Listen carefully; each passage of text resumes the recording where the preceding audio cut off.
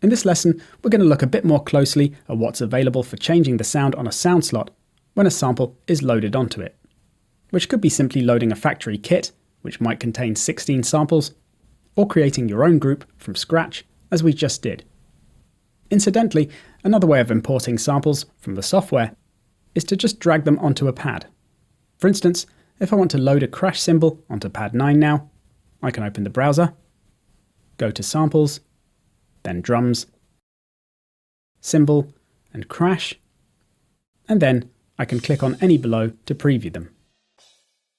One thing I will say here is if you have the switch at the bottom here active, which is an auto refresh, then whenever you click on a sample, it will automatically load it onto the selected pad, which isn't something you necessarily want, so I tend to have that off. Now I'll play the beat and then click on a few different cymbals to hear how they sound, and then drag the one I like best to pad 9.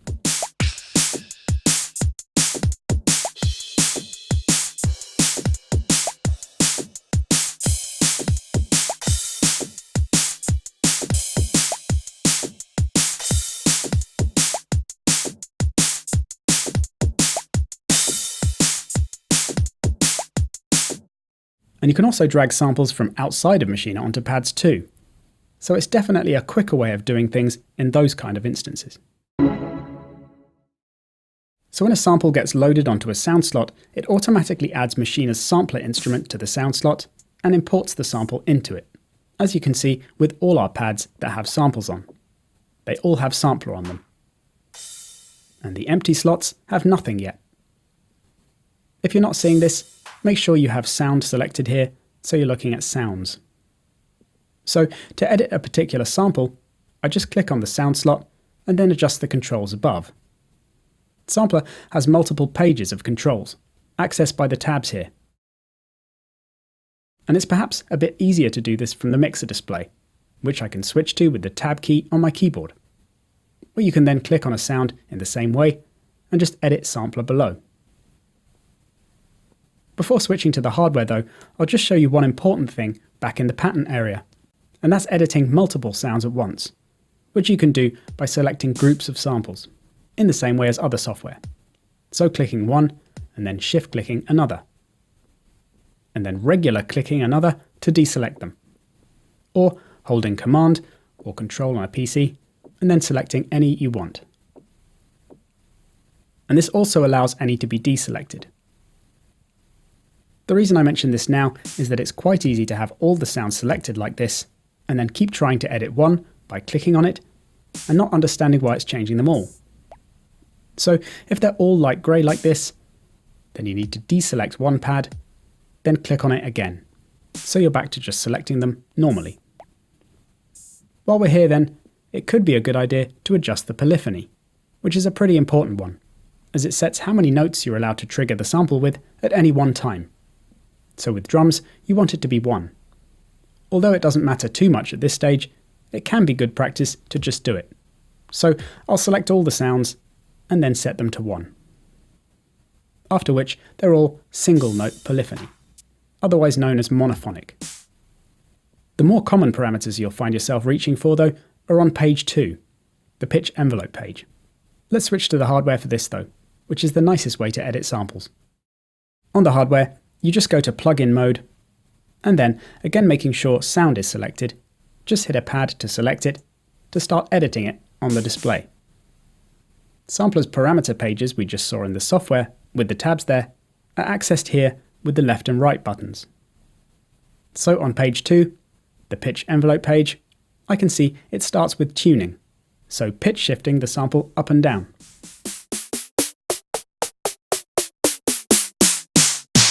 I'm not going to worry about this one in this case, although tuning drums is an important thing to remember, as we'll look at later. But what I will do is change the amplitude envelope, or gate, of the sound. At the moment, it's set to 1 shot, so the sample just plays in its entirety, no matter how long I play the pad for. However, if I want to make it a bit briefer, then I can change it to one of the other options, which are AHD and ADSR. I'll start with ADSR. Immediately, you can hear the sample lasts a bit longer when I hold the pad down. If I want to extend this though, I can turn down release even more, so that the sample stops as soon as I let go of the pad. So it's really snappy.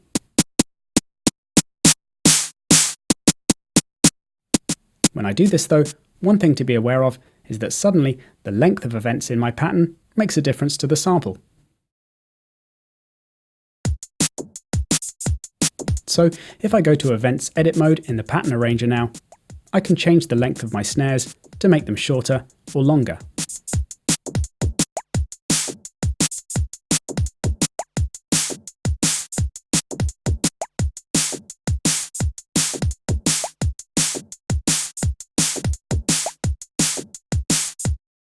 Another way of having the samples though is to make them all the same length no matter how long the events are, which I can do by first turning down sustain and then using the decay amount to set the length.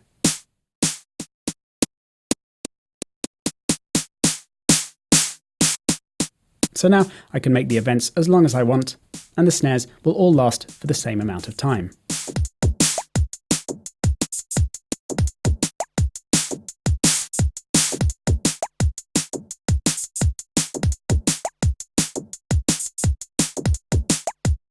If I look at the software though for a minute, what's happening to the sample here is that the level is being turned down pretty rapidly. So we're getting an extreme fade out happening, which will fade out a lot of this sample here. So what we could do instead is use AHD mode.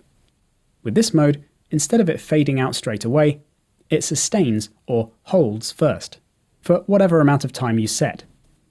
So this way, we can keep the nice and loud first part of the sample, but then fade out this last part a bit more abruptly.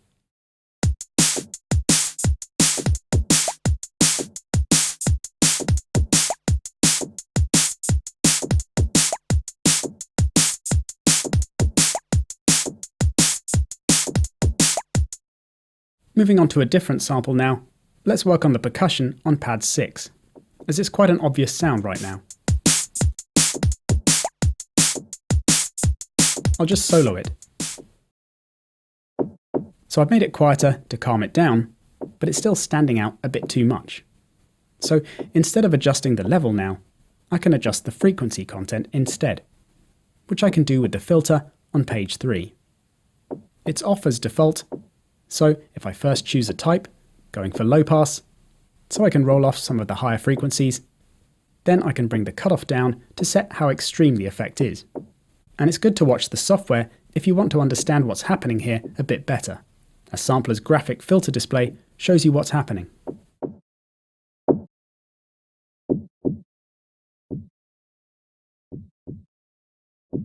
So now we're left with just the bass. And when cutting out this much, you might want to increase the resonance a bit, so it's not so quiet.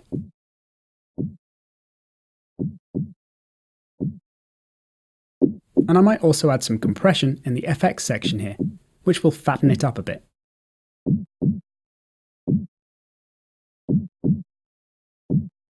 Actually though, I think this sound is maybe a bit bassier than I want, so has a few too many low frequencies that might conflict with a bass line. So I think I'm going to go for bandpass filter, which filters out all frequencies apart from a single band.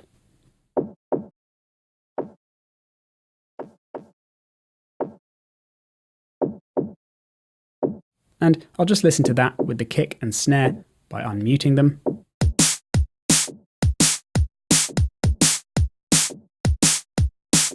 Might just bring up the level a bit on the mixer.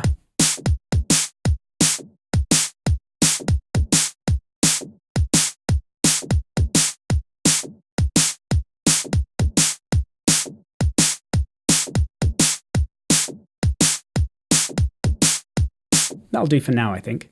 Another sound that probably wants filtering is the hat, as these samples almost always have too much low end on. So I'll choose high pass, which is low cut, to remove some of the bass, and then set the cutoff in the middle somewhere.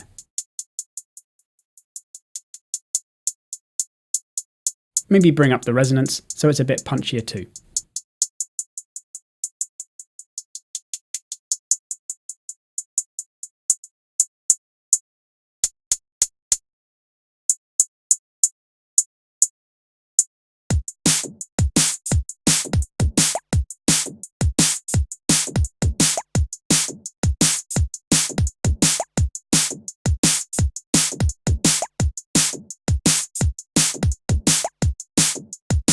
So that's given you an introduction to changing the level and frequencies of a sound with Sampler.